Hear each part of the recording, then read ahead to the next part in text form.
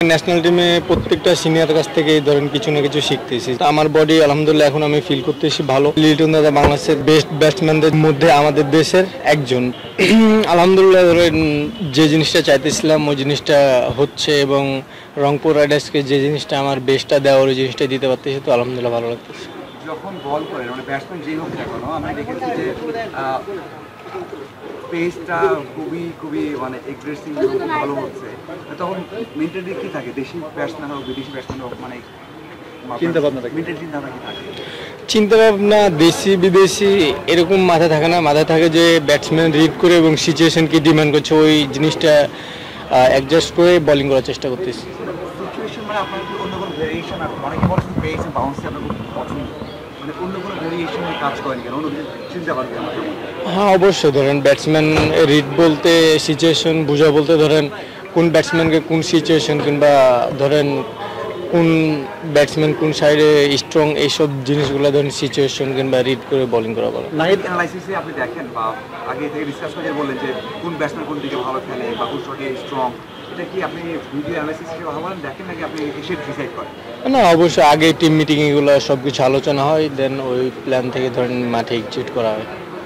নাই, অনেকের সাথে কথা হয় নিশ্চয়ই, অনেক সিনিয়রদের সাথে কথা হয়, কোচদের সাথে কথা হয়, কারো ইনফ্লুয়েন্স কি আছে? ধরেন কারো কাছ থেকে শিখছেন ওরকম কিছু হচ্ছে? হ্যাঁ আমি ধরেন ন্যাশনাল টিমে প্রত্যেকটা সিনিয়র কাছ থেকে ধরেন কিছু না কিছু শিখতেছি, যেহেতু আমি ন্যাশনাল টিমে সবার জুনিয়র, তো আমার যে কোনো ছোটোখাটো ভুলগুলো সবাই ধরে দিতাম, ওই জিনিসগুলা আস্তে আস্তে প্র্যাকটিস ইমপ্রুভ করার চেষ্টা করি। তাই আপনার ব্যাপারে একটা জিনিস একটু আলোচনা হচ্ছে যে আপনি আসলে অনেক খেলছেন, এখন প্রচুর খেলতে হচ্ছে, সেক্ষেত্রে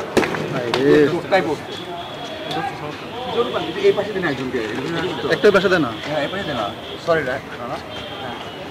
যেটা বলছিলাম আর কি, যে সেক্ষেত্রে প্রচুর খেলা যেহেতু হচ্ছে সেক্ষেত্রে আপনার কি কিছুটা ওয়ার্কলোড ম্যানেজমেন্টে যাওয়া উচিত কিনা, আপনার কি ফিল হয়?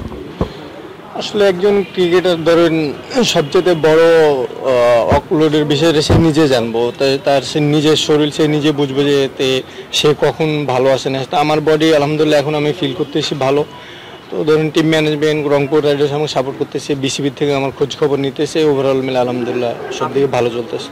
আপনি তো মোটামুটি ফিল করেন যে অনেকেই বলছে, মানে এটা অনেকেই বলছে যে আপনি টানা ম্যাচ খেলছেন, সেজন্য আপনাকে জিজ্ঞাসা, এই জন্য আপনার বিশ্রাম দরকার, কিন্তু আপনি মেন্টালি কি ফিল করেন? আসলে মেন্টালি ধরেন অবশ্যই রেস্টেরও প্রয়োজন আছে, তা না খেলে ইঞ্জুরি চান্স আছে, তো ধরেন এখন আলহামদুলিল্লাহ বডি ভালো ফিল করছি। রংপুর রাইডার্সও আমাকে ভালো সাপোর্ট করতেছে, ওরা বলছে তোমার যখন রেস্ট লাগবে আমাদেরকে বলো, তো তাদের সাথে আমার কথা চলতেছে, যখন রেস্ট লাগবে তাদেরকে আমি বলবো।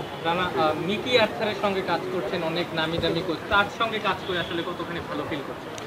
অবশ্যই ধরুন ভালো কোচের সাথে কাজ করলে ভালো লাগে, কিছু শেখা যায়, তো ওনার সাথে আমি রংপুর রাইডার্সে প্রথম, তো ওনার সাথে কোচিং যতটুকু কাজ করেছি কিংবা যে কোনো জিনিস শিখছি, এনজয় করতেছি। কিন্তু করা নাকি না আমার কাছে তো নর্মালি মনে হতেছে, সেরকম এখনো কোনো কিছু করা কিংবা দেখতে পাই না।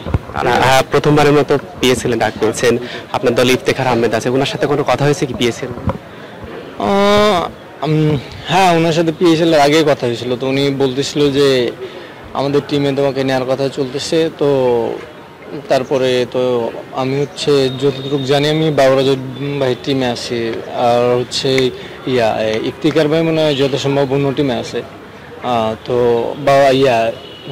ইফতিকার ভাইয়ের সাথে কথা হয়েছিল, তো উনি বলছিল ওনার টিমে নেবে, তো আনফর্চুনেটলি বাবুর ভাইয়ের টিমে হয়েছে, আলহামদুলিল্লাহ যেটা হয় ভালোর জন্য হয় আলহামদুলিল্লাহ। এই সংবাদটার পর বাসায় প্রথম কার সাথে কথা হয়েছে? প্রথমেই আমি যেহেতু ম্যাচ ছিল, ম্যাচে আসছিলাম, তখন জানতে পারি টিম বাসায়, তারপরে ধরেন বাসায় আব্বু আম্মু জানছে, প্রথম আব্বু আম্মু জানছে। সুযোগটা কিভাবে দেখেন?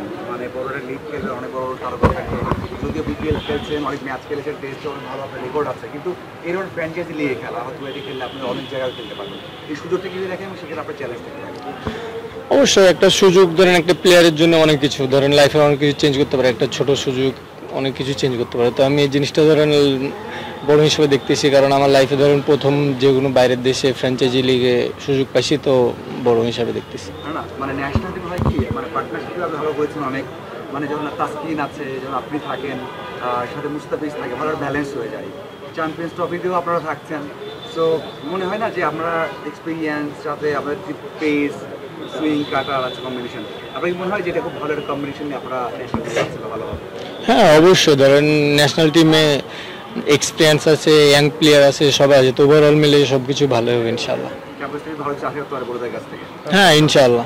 নাহিদ, পেসারদের সবসময় ইনজুরির সঙ্গে একটা শত্রুতা থাকে, টানা ক্রিকেট খেলে সেটা নিশ্চয়ই মেনে নিয়েছে যে পেসার মানে ইনজুরির সঙ্গে একটা শত্রুতা থাকে। হ্যাঁ অবশ্যই, ধরেন পেস বোলিং লাইফ মানে ইনজুরি আসবে, ধরেন ক্রিকেট খেলতে গেলে ইনজুরি হবেই, তো এই জিনিসটা যত দূর পারা যায় ধরেন নিজেকে মেনটেন করতেছি, কি কোন কাজগুলো করলে ইনজুরি থেকে মুক্ত থাকা যায়, তো ওই জিনিসগুলো করতেছি। ঠিক আছে, থ্যাংক ইউ। লাস্ট কোশ্চেন, এটা হচ্ছে সৌম্য দলের সাথে যোগ দিয়েছেন, সৌম্যর ইনক্লুশনটা আসলে কত বড় আপনাদের কি মনে হয় যে অপরাধ? হ্যাঁ অবশ্যই, ধরেন লিটন দাদা বাংলাদেশের ধরেন বেস্ট ব্যাটসম্যানদের জন্য মধ্যে আমাদের দেশের একজন, তো উনি আমাদের টিমে থাকা মানে আমাদের টিমে ধরেন ব্যাটিং লাইন অনেক স্ট্রং।